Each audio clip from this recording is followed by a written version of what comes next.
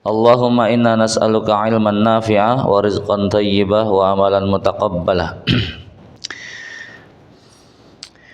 Asbahna ala fitral islam wa ala kalimatil ikhlas wa ala dini nabiyyina Muhammadin sallallahu alaihi wasallam wa ala millati abina Ibrahim hanifan muslima wa ma kana minal musyrikin.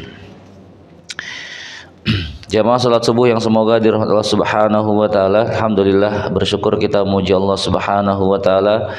Allah mudahkan kita di pagi yang cerah ini untuk kemudian menunaikan kewajiban yang telah Allah Subhanahu wa taala fardukan kepada kita.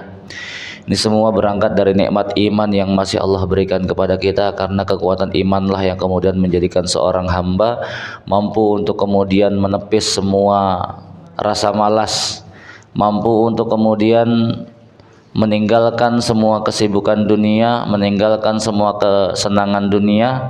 Berangkat dari iman ini pula yang menjadikan seorang hamba lebih memiliki harapan, lebih memiliki tujuan, lebih memiliki arti dalam setiap kehidupannya. Tanpa iman, maka kehidupan seorang manusia tidak ubahnya sebagaimana kehidupan binatang, di mana Allah Subhanahu wa taala sering menyebutkan terkait kehidupan orang-orang kafir, yatamatta'una wa ya'kuluna kama ta'kulul an'am. Mereka hanya makan, minum, senang-senang, ya, beranak pinak sebagaimana binatang ternak itu juga melakukan hal yang sama.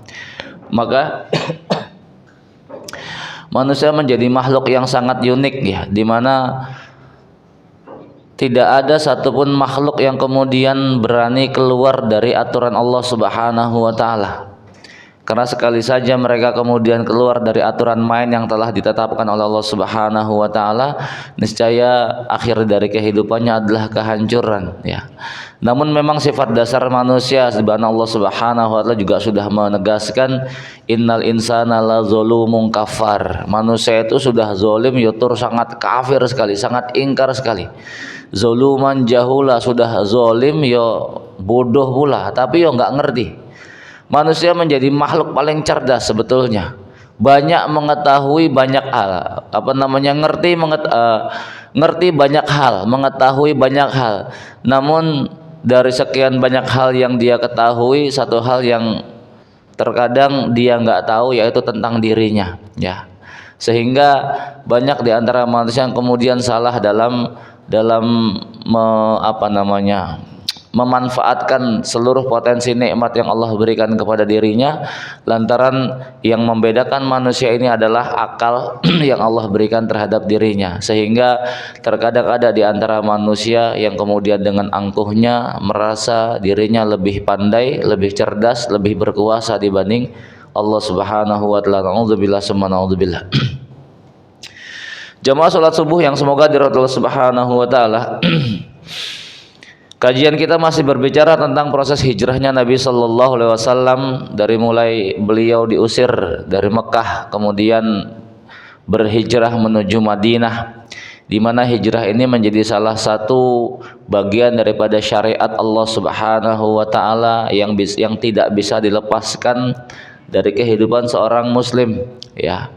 Di mana konteks hijrah itu sendiri bukan hanya sekedar bermakna berpindahnya fisik seseorang, ya. Namun ketika kemudian kondisi seorang manusia, ketika kemudian kondisi kaum muslimin itu sudah dalam kondisi yang nyaman untuk beribadah kepada Allah Subhanahu wa taala, maka konteks hijrah dalam arti fisik ini tidak diberlakukan lagi. Namun hijrah secara luas maknanya tetap dia diberlakukan, ya.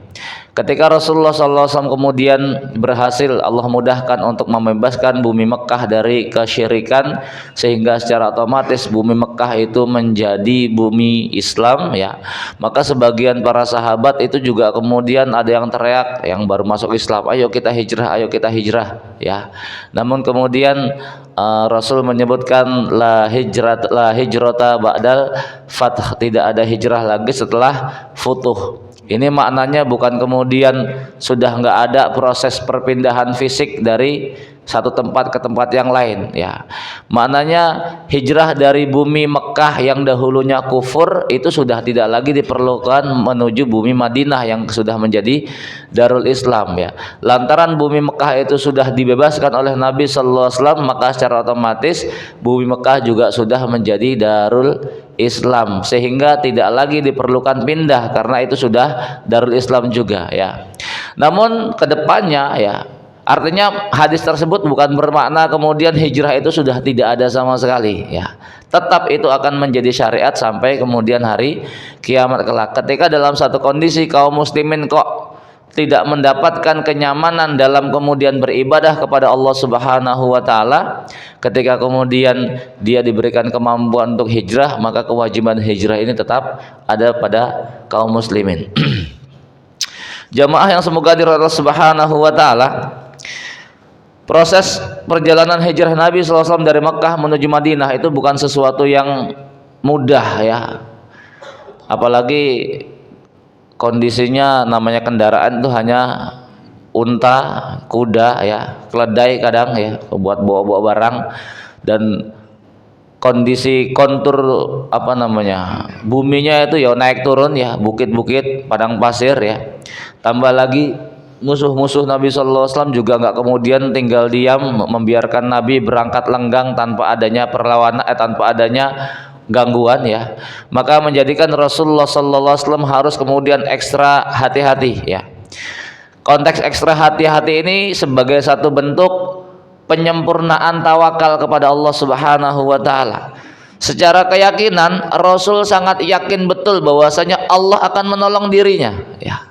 Namun demikian tidak berarti keyakinan ini meninggalkan satu bentuk ikhtiar, satu bentuk usaha yang kemudian ini harus ditempuh oleh setiap individu muslim, ya. Yang seandainya kalau kemudian Rasul nggak menempuh ikhtiar pun, kita yakin betul Allah pasti bakal menolong Rasulnya, kan begitu. Jangan lagi Rasul, orang mukmin saja Allah sudah menyatakan pasti bakal menolong hamba-hamba yang mukmin. Akan tetapi Islam merupakan agama yang sempurna. Dia tidak hanya kemudian mengandalkan rasa pasrah tanpa adanya usaha, ya. Keyakinan total kepada Allah Subhanahu wa taala ini yang kemudian mendorong seorang hamba itu tidak meragukan apapun yang dijanjikan Allah Subhanahu wa taala. Namun demikian Allah Subhanahu wa taala tetap memberikan hak khiyar kepada makhluknya yang bernama manusia, ya.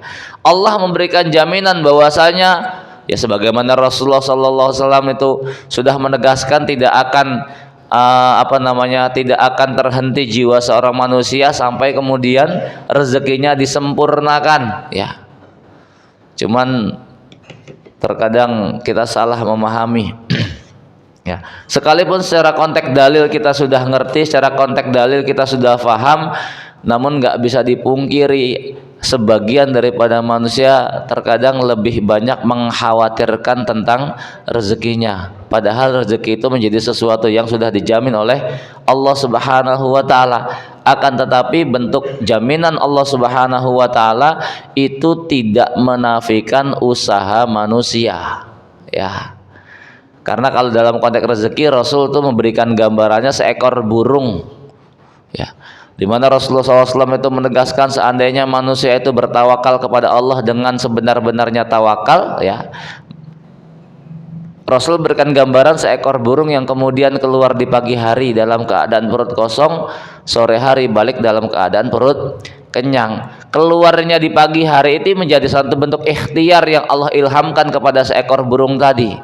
Maka kita sebagai manusia itu juga seharusnya bisa memahami ada sesuatu yang kemudian dilakukan oleh kita sebagai satu bentuk ikhtiar, sebagai satu bentuk usaha yang kita lakukan terkait hasil yang kemudian akan kita gapai, yaitu urusannya dari Allah Subhanahu wa taala, ya. Karena jamaah yang semoga dirahmati Allah Subhanahu wa taala, tugas kita itu sebetulnya sederhana. Hanya sekedar munajat kepada Allah, minta kepada Allah, berdoa kepada Allah, bersungguh-sungguh di hadapan Allah Subhanahu wa taala, minta apa yang kemudian menjadi hajat bagi kehidupan kita. Setelah itu kemudian kita berusaha sesuai dengan apa yang kita hajatkan. Selebihnya biarkan Allah yang bekerja. Nggak usah kemudian kita mikir bagaimana cara Allah memberikan apa yang kemudian kita inginkan. Ya. Cukup bagi kita itu hanya sekedar munajat, minta, berdoa, lalu kemudian berusaha sesuai dengan apa yang kita inginkan, sesuai dengan apa yang kita minta dari Allah Subhanahu wa taala. Selebihnya biarkan Allah yang kemudian menyelesaikan urusan-urusan kita. Jamaah yang semoga dari Allah Subhanahu wa taala, ya. Perjalanan berat yang kemudian ditempuh oleh Rasulullah SAW bersama sahabatnya Abu Bakar As-Siddiq, dari mulai kemudian beliau berangkat dari kota Mekah menuju kota Madinah, lantaran kemudian kaum musyrikin juga sudah sadar bahwasanya Rasul sudah pergi, ya, karena ketika rumahnya dikepung, ya, ternyata yang didapati hanya Ali radhiyallahu anhu. Maka mulailah disebar satu sayembara, barang siapa yang kemudian bisa menangkap Muhammad dan kawannya diberikan hadiah fantastis, yang ini menjadikan hampir seluruh pemuka-pemuka kabilah, yaitu kemudian mengutus jagoan-jagoannya supaya bisa menangkap Rasulullah sallallahu alaihi wasallam bersama sahabatnya Abu Bakar As-Siddiq. Rasul pun kemudian bersembunyi di sebuah gua yang dikenal dengan gua Thur, ya. Yang namanya gua itu sempit, Pak, ya. Yang namanya gua itu sempit, kecuali kalau gua wisata, ya. Kalau gua wisata itu mah udah enak banget, nyaman gitu, ya. Bahkan menghasilkan. Kalau gua alami, ya, kondisinya sempit, terus juga mesti banyak binatang-binatang, ya, yang nggak jelas, ya, binatang berbisa lah atau segala macam lah, ya. Ini kondisi gua yang memang belum dikelola oleh pemerintah gitu kan. Kalau sudah dikelola mah itu jadi tempat wisata nyaman banget gitu, ya, buat selfie bahkan. Nah, keduanya kemudian bersembunyi di sebuah gua Sur, ya, di mana banyak kisah yang kemudian menjadikan Allah menutupi pandangan orang-orang kafir Quraisy saat itu, ya. Sehingga salah satu kesaksian Abu Bakar As-Siddiq, ya, lantaran memang beliau muncul rasa khawatir dari mulai berangkat itu, beliau muncul rasa khawatir. Bukan khawatir terhadap dirinya, khawatir terhadap Rasulullah sallallahu alaihi wasallam, ya. Sosok Abu Bakar, beliau menjadi manusia terbaik setelah para nabi, ya. Keimanannya nggak ada yang kemudian meragukan. Manusia yang kemudian disebutkan oleh Allah Subhanahu wa taala saniyasnain, ya. Satu-satunya sahabat yang kemudian terbebas dari celaan ketika Allah Subhanahu wa taala menurunkan dalam surat At-Taubah ayat 40, ya. Allah menyebutkan a'udzubillahi minasyaitonirrajim, illa tansuruhu faqad nasarahullah, ya. Konteks illa tansuruhu ini lebih bermakna kepada celaan sebetulnya, ya. Para mufassir itu menyebutkan demikian, lebih kepada celaan, dan satu-satunya manusia yang kemudian terbebas dari celaan itu hanya Abu Bakar As-Siddiq. Karena konteks ayat ini berbicara tentang dua orang yang kemudian bersembunyi di dalam gua. Illa tansuruhu faqad nasarahullah. Kalau kamu nggak mau memberikan pertolongan kepadanya, kepada Rasulullah Muhammad sallallahu alaihi wasallam, ya, faqad nasarahullah, sungguh Allah telah memberikan pertolongan kepadanya. Illa tansuruhu faqad nasarahullahu idhuma fil ghar, yaitu tatkala keduanya berada di dalam gua. Idh yaqulu li sahibihi, ketika dia berkata kepada temannya, ya, maksudnya Rasul berkata kepada Abu Bakar As-Siddiq, la tahzan innallaha ma'ana, nggak usah khawatir, nggak usah takut, nggak usah gelisah, ya. Innallaha ma'ana, sesungguhnya Allah membersamai kita. Konteks hadisnya, ya, ketika kemudian bersembunyi di dalam gua, orang-orang kafir Quraisy sudah sampai di depan mulut gua, ya. Berarti posisinya itu kalau kemudian berdasarkan kisah Abu Bakar As-Siddiq, guanya itu apa namanya, ya. Jadi orang-orang kafir itu posisinya berada di atas gua tadi. Kenapa? Karena Abu Bakar As-Siddiq itu kemudian menceritakan, ya Rasul, ini seandainya mereka melihat di bawah telapak kaki mereka, niscaya kita akan ketahuan gitu ya. Ini Abu Bakar As-Siddiq merasa khawatirnya luar biasa. Namun kemudian Rasulullah SAW menenangkan Abu Bakar As-Siddiq, wahai Abu Bakar, ya, bagaimana menurutmu terhadap dua orang di mana yang ketiganya itu adalah Allah Subhanahu wa taala. Ya. Rasulullah SAW berupaya menenangkan jiwa Abu Bakar As-Siddiq. Sekalipun konteks makna daripada fa anzalallahu sakinatahu alaihi. Lalu Allah menurunkan ketenangannya kepada lalu Allah Subhanahu wa taala menurunkan ketenangan kepadanya. Konteks kepadanya di sini itu multitafsir. Ada yang menyebutkan nyanya itu kembali kepada Rasul, ada yang menyebutkan nyanya kembali kepada Abu Bakar As-Siddiq. Ya. Walau alam bisawab, saya secara pribadi lebih memilih nyanya itu kembali kepada Abu Bakar As-Siddiq. Kenapa? Rasul dari awal berangkat sudah nyaman, sudah tentram jiwanya gitu ya. Seperti itu. Sementara Abu Bakar As-Siddiq kegelisahan hatinya bukan lantaran faktor ketidakyakinan, ya, bukan lantaran faktor keraguan terhadap pertolongan Allah, enggak, kekhawatiran terhadap kalau kekhawatiran apa namanya, kalau sampai kemudian Rasulullah SAW ketangkep gitu loh. Ini yang menjadikan Abu Bakar tuh betul-betul was-was, khawatir, gelisah, karena dari proses awal perjalanan hijrah ini Rasul jalan menuju menuju Madinah itu sudah tenang saja, nggak tengok kanan, nggak tengok kiri ya. Sementara Abu Bakar As-Siddiq ngelihat kanan, ngelihat kiri, ngelihat ke belakang, ya Rasul kita dikejar, ya Rasul kita dikejar gitu ya. Sementara Rasul nyaman saja. Artinya dari mulai proses keberangkatan sampai kemudian bersembunyi di gua Sur itu Rasul tetap merasa tentram, merasa nyaman ya. Fa anzalallahu sakinatahu alaihi, lalu Allah kemudian menurunkan sakinahnya. Dalam bahasa Arab itu ada beberapa makna tenang ya, di antaranya satu sakinah. Yang kedua ada yang namanya juga tumakninah ya. Tumakninah itu ya sama-sama tenang, sakinah itu juga sama-sama tenang. Hanya konteksnya kalau sakinah itu lebih kepada ketika seseorang sudah berupaya untuk menempuh, berusaha ya. Berusaha sehingga menimbulkan ketenangan dalam jiwanya ya. Sementara tumakninah itu lebih kepada apa yang dirasakan di dalam hati, subut ya, tetap tenang, anteng, adem, ayem gitu ya. Itu. Jamaah semoga dirahmati Allah Subhanahu wa taala. Kemudian satu hal yang harus kita perhatikan juga bagaimana Rasulullah SAW, ucapan yang Rasulullah SAW sampaikan kepada Abu Bakar As-Siddiq, yaitu kalimatnya, wahai Abu Bakar, bagaimana menurutmu atau apa pendapatmu tentang dua orang di mana yang ketiganya Allah Subhanahu wa taala. Ini salah satu perintah syariat ya, perintah untuk menghibur seseorang yang sedang dalam kondisi gundah, sedang dalam kondisi galau, gelisah ya. Maka syariat kita kemudian memerintahkan untuk menjadi penghibur bagi mereka yang sedang gelisah hatinya. Jangan kemudian malah ditakut-takutin, Pak ya. Jangan kemudian malah nalulo ya. Berikan hibur hatinya ketika kemudian misalnya gitu kan lagi dicekam rasa kejar-kejar rentenir gitu misalnya. Jangan diojok-ojok, ente sih lagian ngutang-ngutang sama rentenir.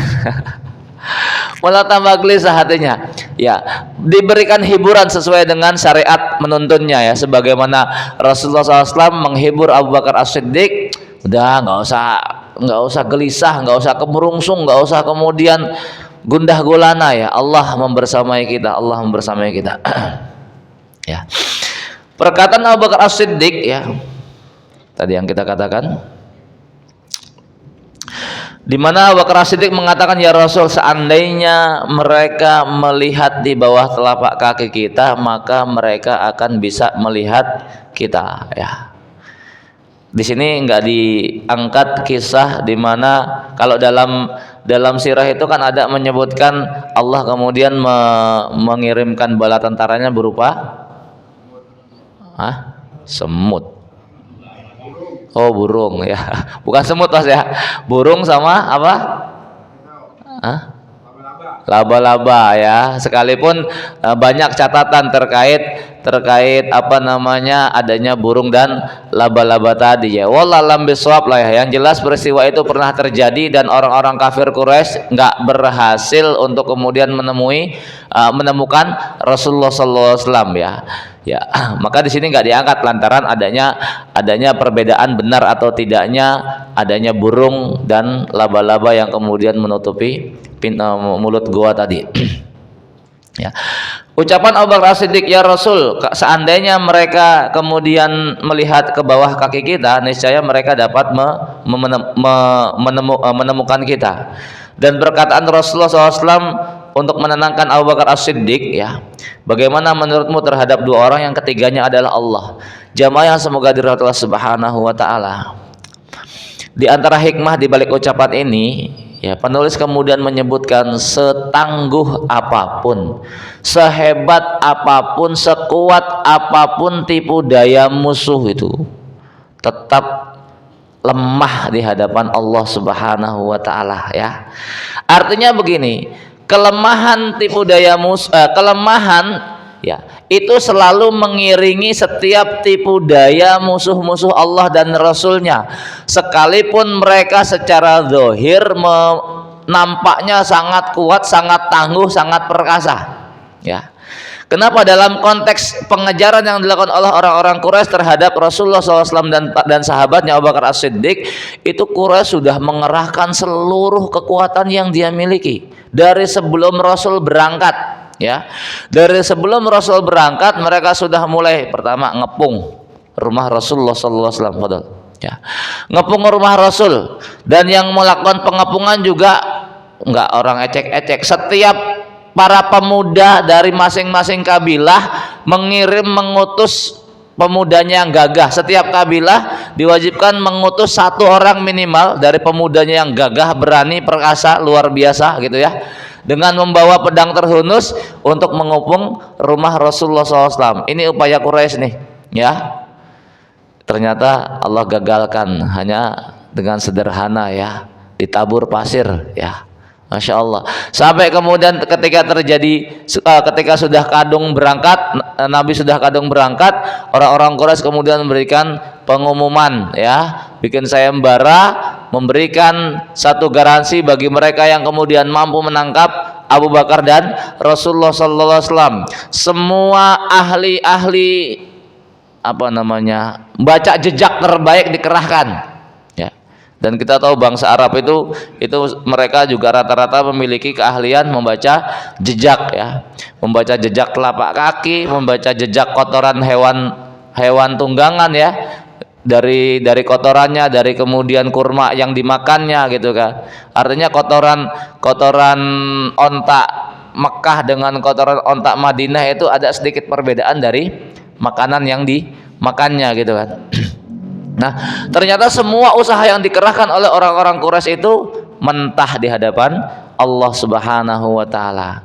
Ini yang juga kemudian harus kita yakinkan, bahwasanya siapapun yang kemudian berupaya untuk menyerahkan dirinya kepada Allah Subhanahu wa taala, menyerahkan dirinya untuk dakwah kepada Allah Subhanahu wa taala, perlu menumbuhkan keyakinan semacam ini ya.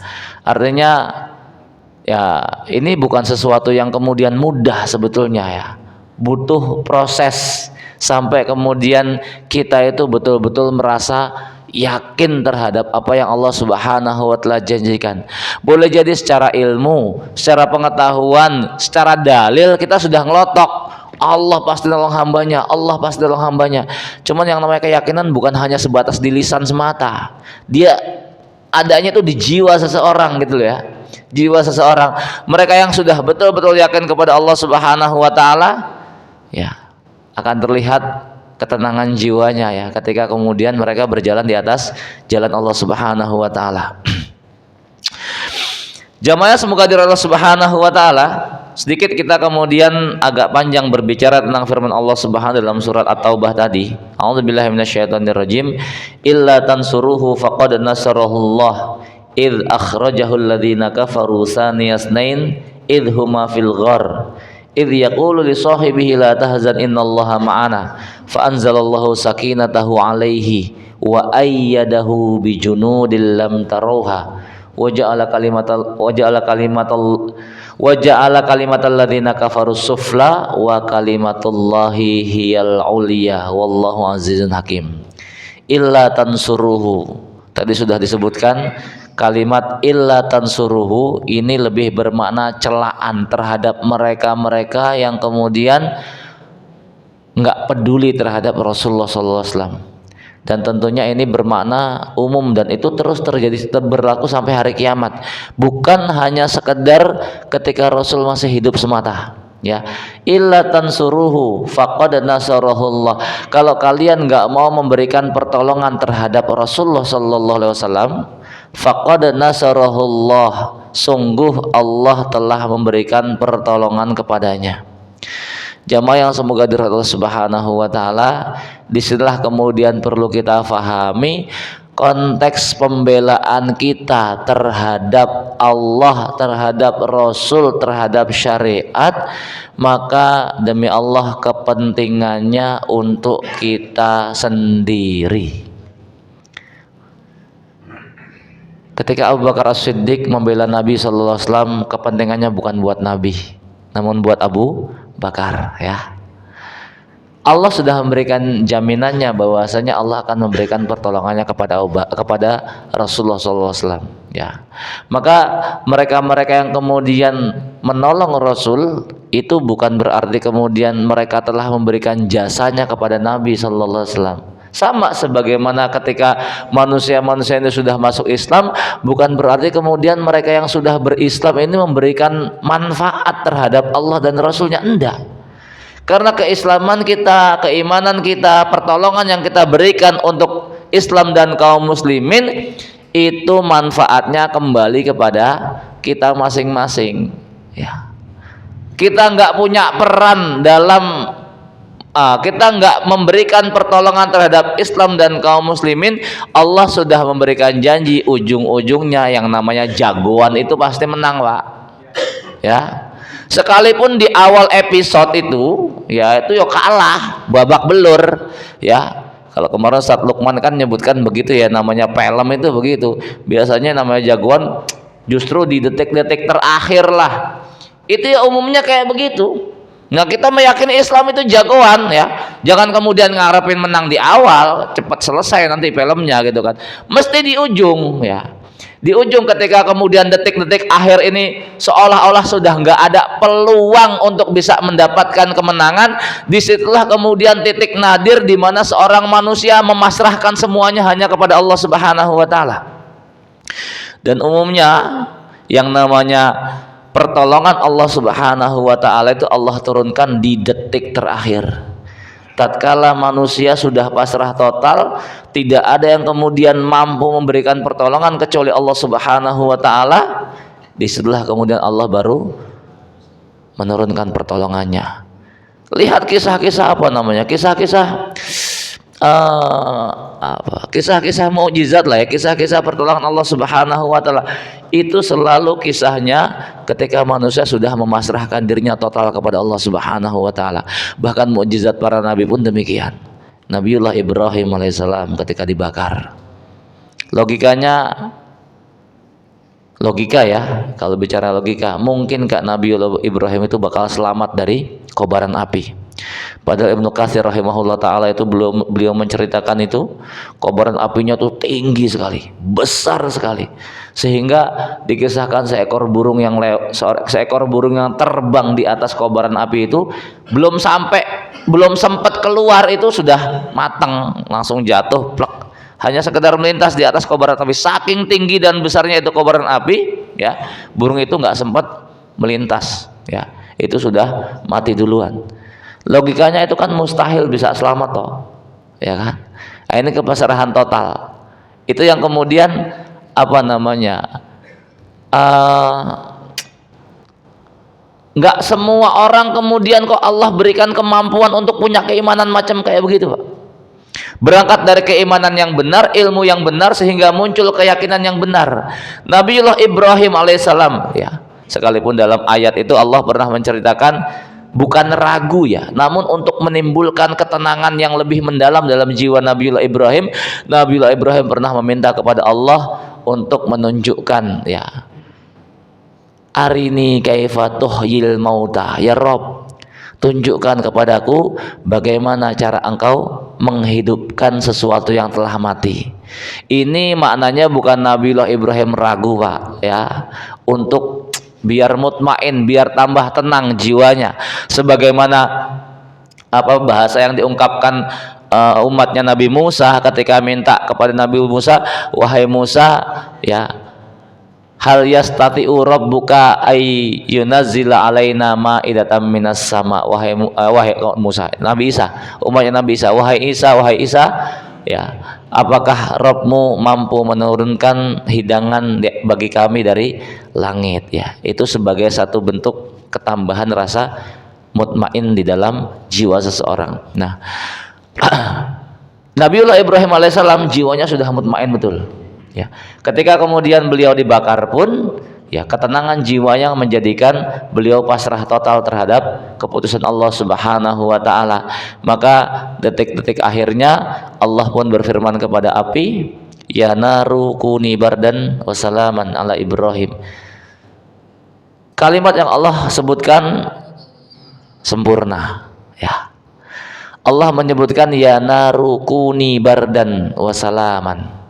Kalau hanya sekedar kuni bardan, Nabiullah Ibrahim dia nggak mati dibakar, tapi mati kedinginan ya, beku jadinya. Maka Allah menyebutkan kuni bardan wasalaman, jadilah kamu dingin dan menyelamatkan. Kalau cuma berhenti kuni bardan, ya tadi Nabiullah Ibrahim nggak mati kebakar, namun matinya kedinginan ya. Cuman karena Allah menyebutkan kuni bardan wasalan, maka sifat dasar api yang tadinya membakar dia berubah menjadi sesuatu yang menyejukkan. Nah, ini terkadang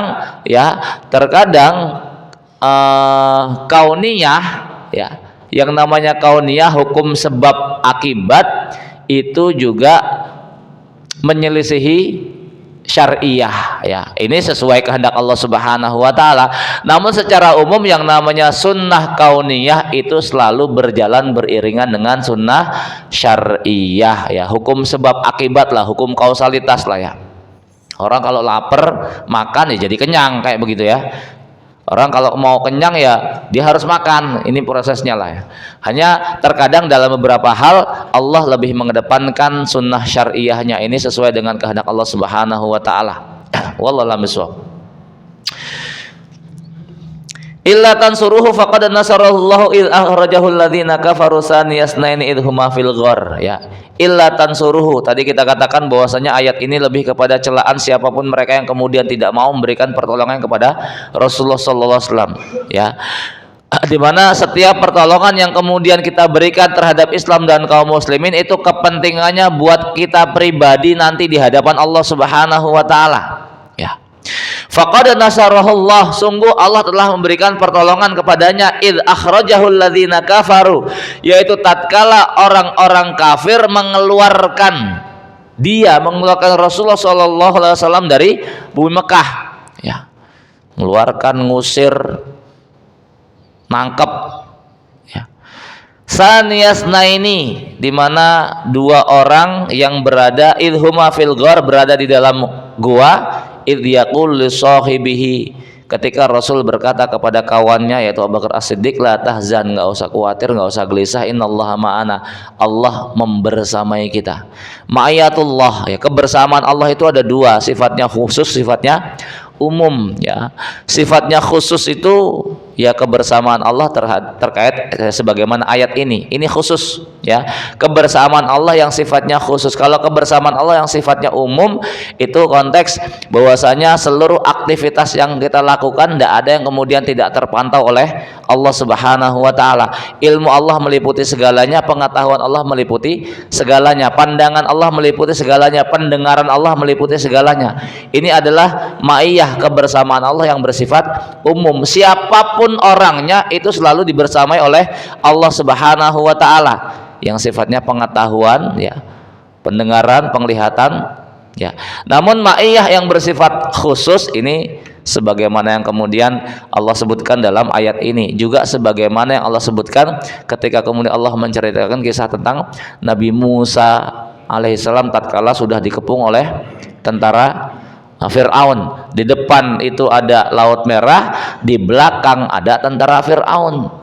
Yang menarik begini dalam kisah Nabi Musa, umatnya Nabi Musa itu sudah ketar-ketir, innala mudrakun, kita bakal ketangkap ini, bakal ketangkap. Ini yang luar biasanya ya. Nabi Musa kemudian beliau nggak menggubris ucapan-ucapan pengikutnya, karena memang masya Allah Pak ya, Nabi Musa itu berat diutus oleh Allah Subhanahu Wa Taala, suruh apa namanya, bayangkan kurang lebih 400 tahun Bani Israel itu diperbudak oleh Fir'aun. Itu kira-kira berapa keturunan coba tuh? 400 tahun ya. Kalau diambil rata-rata usianya sama dengan usia kita 60-70 tahun, 400 tahun berarti berapa generasi itu? Berapa? 78 atau sampai ya 78 generasi ya. Bayangkan selama 7 sampai 8 generasi kehidupannya di bawah perbudakan. Tiba-tiba Allah mengutus Nabi Musa alaihissalam untuk membebaskan mereka. Maka mental budak itu nggak hilang di tengah-tengah mereka itu. Diajak, ayo kita merdeka, sudahlah gini aja lah, terima nasib aja lah. Itu mentalnya Bani Israel itu. Dibawa oleh Nabi Musa, suruh ayo kita tuh merdeka, ayo kita merdeka, jangan mau dijajah terus. Udahlah kita gini aja juga udah enak kok ya. Itu kaum umat yang dibawa oleh Nabi Musa itu mentalnya kayak begitu. Maka ketika kemudian Nabi Musa berada di tengah-tengah mereka, sudah berupaya untuk memberikan pertolongan kepada mereka, sudah berupaya untuk membebaskan mereka dari perbudakan, komennya mereka tuh nggak ada yang ngenakin Pak. Musa, sama aja sebelum kamu diutus sama setelah kamu diutus sama, kita gini-gini saja nasibnya nggak berubah. Maka ketika kemudian ujian berikutnya, mereka terhalang Laut Merah di depan, kemudian di belakang itu pasukan Fir'aun, komentarnya tuh mereka sudah kayak begitu, percuma ini kita kabur, kita bakal ketangkap. Nabi Musa, lihat ucapan Nabi Musa, kalla inna ma'iya rabbi. Karena Nabi Musa tahu betul mentalnya orang-orang Bani Israel itu. Maka Nabi Musa nggak mengatakan kalla inna ma'ana rabbi, itu enggak, tapi kalla inna ma'iya. Nggak mungkin. Kenapa? Allah bersama saya, itu kata Nabi Musa. Lihat kalau kemudian Rasul menyebutkan innallaha ma'ana, bersama kita, bersama kami, tapi Nabi Musa mengatakan kalla inna ma'iya rabbi. Nggak mungkin ketangkap. Kenapa? Bersama saya ada Allah. Nabi Musa nggak mengatakan bersama kita ada Allah, enggak. Karena Nabi Musa juga tahu mentalnya Bani Israel itu nggak yakin terhadap Allah itu loh. Itu masalahnya. Satu-satunya yakin cuma Nabi Musa toh. Maka Nabi Musa mengatakan itu khitabnya kepada dirinya sendiri, inna ma'iyya, bersama saya itu ada Allah. Kalau Rasul kan beliau juga tahu keyakinan Abu Bakar As-Siddiq, maka beliau mengatakan innallaha ma'ana, Allah membersamai kita. Ya. Ini ya, mental jiwa manusia itu pengaruh banget dalam penggunaan kalimat yang Allah Subhanahu sebutkan dalam Al-Quran. Jiwa-jiwa Bani Israel itu jiwa-jiwa budak yang nggak pengen merdeka. Maka ketika diberikan kemerdekaan juga mereka nggak bisa mensyukuri kemerdekaan itu. Sudah diberikan kemerdekaan, sudah diberikan beragam nikmat, tetap saja yang ada keluhan. Ya, jamaah semoga Allah Subhanahu Wa Taala. Kembali kepada ayat tadi, idh yaqul li sahibihi la tahzan innallaha ma'ana fa anzalallahu sakinatahu alaihi, maka Allah kemudian menurunkan ketenangan di atasnya Rasulullah SAW Ya, ada yang nyebut Rasul ada yang menyebutkan juga kemudian Abu Bakar As-Siddiq wa ayyadahu bijunudil lam taroha. Kalau yang nyebutkan hi pertama itu kembalinya ke Abu Bakar, yang nyebutkan hu kedua itu kembalinya kepada Rasul. Wa ayyadahu, dan kemudian menguatkannya, nyanya ini kembali kepada Rasulullah SAW, bijunudil lam taroha, dengan tentara-tentara yang kalian tidak bisa menyaksikannya dari kalangan para malaikat. Ya. Wa ja'ala kalimatal ladzina kafaru sufla, menjadikan kalimat orang-orang kafir itu rendah, seruan-seruan kekufuran, kalimat-kalimat yang mengajak kepada kekufuran, kalimat-kalimat yang mengajak kepada perkara-perkara kemungkaran, kalimat-kalimat yang kemudian mempropagandakan kebebasan ekspresi, kalimat-kalimat yang kemudian mengusung kaum wanita untuk melepas hijabnya, ini Allah jadikan rendah. Ya. Wa kalimatullahi hiyal ulia, dan kalimat Allah itu yang paling tinggi, yaitu kalimat la ilaha illallah. Ini kita disuguhkan satu momen luar biasa, peristiwa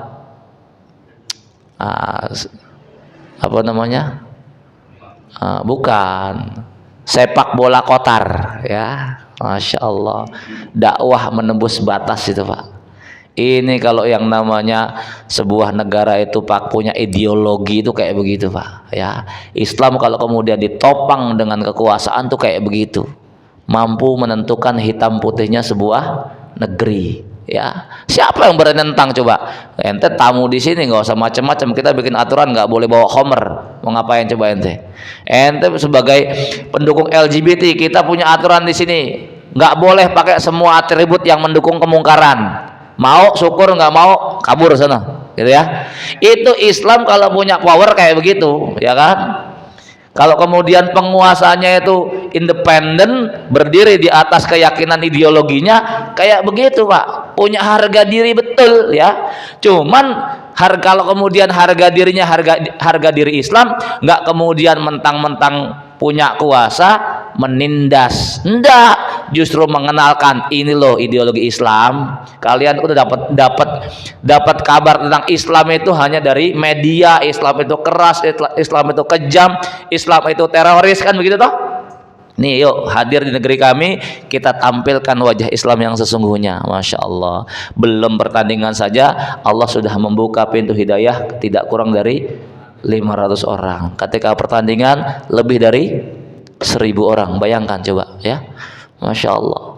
Itu kalau kemudian Islam itu ditopang dengan kekuasaan tuh kayak begitu, betul-betul nampak rahmatan lil alaminnya tuh betul-betul nampak Pak, ya. Cuman kalau posisinya dia nggak berkuasa itu yang ya udah tertindas yang ada, kan begitu ya. Nah, pada saat yang sama negeri kita sedang banyak dilanda beragam musibah. Ini sangat sering saya sampaikan Pak, ya, dalam kajian, dalam khutbah Jumat itu kita sering nyampaikan, ketika sudah menjelang akhir tahun harus ekstra hati-hati, harus ekstra banyak istighfar. Kenapa? Setiap menjelang akhir tahun pasti ada musibah, ya. Masih ingat apa faktornya? Saya sudah pernah sampaikan loh. Apa pemicunya coba? Kita perhatikan coba. Setiap menjelang akhir tahun, masuk bulan Oktober, November, Desember sampai awal-awal tahun Januari, Februari, itu musibah nggak berhenti-henti. Terus aja. Apa faktornya? Apa faktornya coba? Yang lebih spesifik. Hah? Yang lebih spesifik. Yang dekat Quran, coba buka surat Maryam itu. Ya. Buka surat Maryam di ayat 80-an, ya. Nah, kalau maksiat itu pasti, ya. Surat Maryam, surat yang ke-19. Ya. Tadi imamnya baca Maryam masih di awal-awal, maksudnya masih di pertengahan, belum sampai akhir. Ya.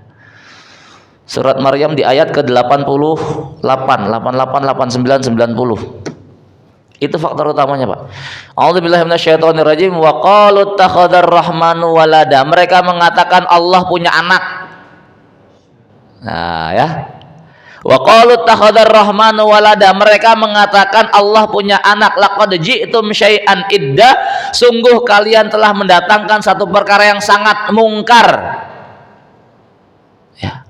Di mana kalimat itu, kalimat mungkar itu, kalimat Allah punya anak, itu efeknya takadus samawatu yatafattarna minhu wa tansyaqqul ardu wa takhirul jibalu hadda. Efek dari kalimat itu hampir-hampir langit itu runtuh, bumi terbelah, gunung hancur lebur. Kalau dibandingkan dengan ayat itu, apa yang Allah berikan di bumi Cianjur itu nggak ada apa-apanya. Karena bunyi ayat itu, langit runtuh, bumi terbelah, gunung hancur lebur. Ini sudah menjelang Desember. Desember, apalagi menjelang akhir Desember, masuk tanggal 25, masuk tanggal 23, 24, 25.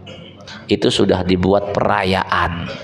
Perayaan merayakan hari kelahiran putra Tuhan, kata mereka. Kalau dulu itu yang merayakan orang-orang Nasrani tok, tapi sekarang sebagian Muslim KTP itu ikut-ikutan latah kayak begitu. Apa nggak tambah murka coba? Rasul menjadikan standar bahwasanya Allah zat yang paling maha sabar, ya. Itu konteksnya adalah karena mereka mengatakan Allah punya anak, namun tetap mereka dikasih rezeki sama Allah Subhanahu wa taala. Itu Allah zat yang paling maha sabar. Ya. Kesabaran Allah itu sedemikian luar biasa. Ada makhluk-makhluk yang mengatakan Allah punya anak, padahal ini adalah kalimat paling mungkar, demi Allah paling mungkar. Lah kok kemudian ada sebagian kaum muslimin ikut merayakan itu atas nama toleransi. Ya. Apa enggak tambah murka coba?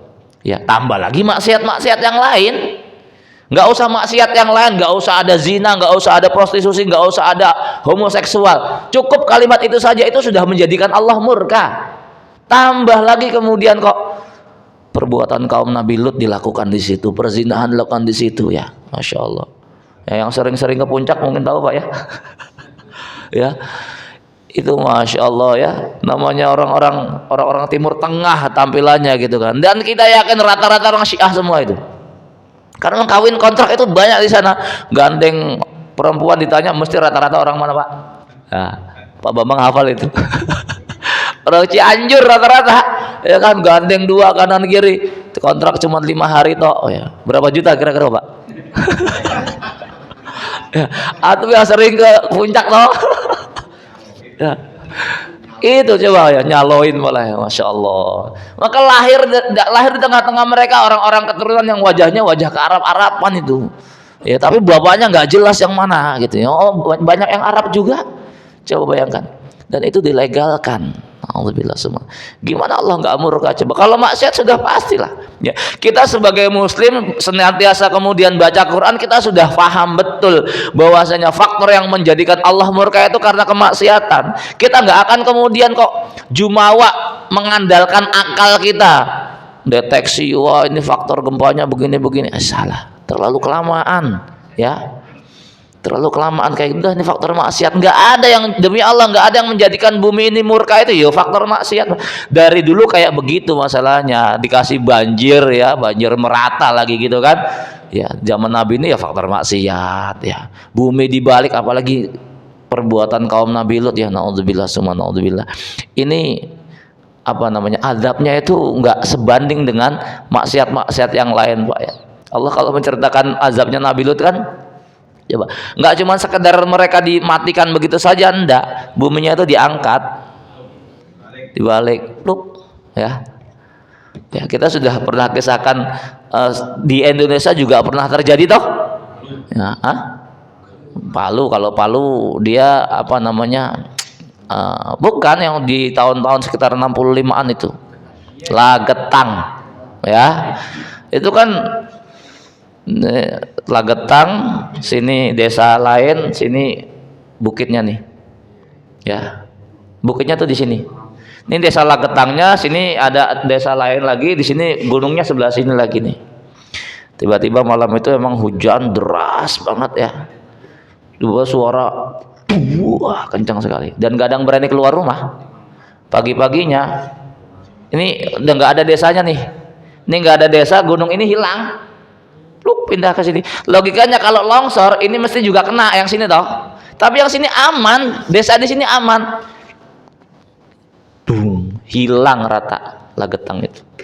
Coba bayangkan. Sama persis dengan peristiwa kaum Nabi Lut, Allah angkat, Allah balik. Plek. Maka hukuman dalam perkara homoseksual itu nggak cuman dirajam tok, Pak. Ya, kalau zina, muhson itu kan dirajam, ya.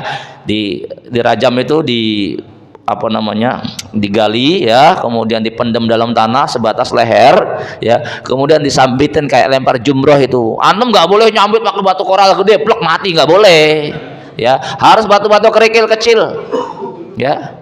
Tuh. Kenapa kemudian kok rajam tuh harus pakai batu kerikil kecil-kecil? Tidak ada dosa yang nikmatnya itu dirasakan seluruh anggota tubuh kecuali zina. Maka hukumannya juga harus sama, ya. Hukumannya juga harus seluruh anggota tubuh merasakan sakitnya, yaitu batu-batu kecil, pluk, sampai mati, sampai meninggal dunia. Itu. Cuman kalau hukum Islam diterapkan, ya, itu manfaatnya dia terbebas dosanya di akhirat. Di akhirat sudah nggak bakal disiksa lagi, Pak. Ya, kalau sudah dihukum di dunia, itu loh, ya. Cuma kalau kemudian hukumnya ngurus penjara gitu, ya, tetap di akhirat masih ada dosanya itu, ya, belum diterima lah taubatnya gitu, ya. Tapi kalau sudah dihukum dengan hukum Islam, ya, maka dia terbebas dari dosanya di akhirat nanti. Maka jangan lantaran apa namanya jahilnya kita terhadap konteks hukum Islam kemudian kok gegabah mengatakan hukum Islam kejam, ya. Masa nyolong potong tangan? Ya dilihatlah yang dicolong yang nyolong siapa, yang dicolong apaan, kan begitu. Kalau yang dicolong cuman singkong supaya buat nahan rasa lapar bisa bertahan hidup, yang dihukum bukan yang nyolong, Pak. Yang punya kebun singkong dihukum dalam Islam itu. Kebangetan punya tetangga sampai kelaparan, gara-gara lapar kok sampai nyolong, itu ente kebangetan, jadi tetangga nggak punya rasa. Tapi kalau kemudian koruptor duitnya udah banyak masih nyolong juga, ya, potonglah tangannya, ya. Jamaah semoga dari Allah Subhanahu wa taala, ya, demikian, ya, wallahu a'lam bishawab. Ya, mudah-mudahan kajian kita pagi ini memberikan manfaat, memberikan pencerahan, menambah pengetahuan dan keimanan kita, dan kita berharap apa yang kita lakukan di pagi ini mendapatkan barokah dan rahmat dari Allah Subhanahu wa taala. Baik, kita tutup dengan doa kafarul majlis. Subhanaka Allahumma bihamdika asyhadu an la ilaha illa anta astaghfiruka wa atubu ilaik. Wa sallallahu nabiyina Muhammadin. Assalamualaikum warahmatullahi wabarakatuh.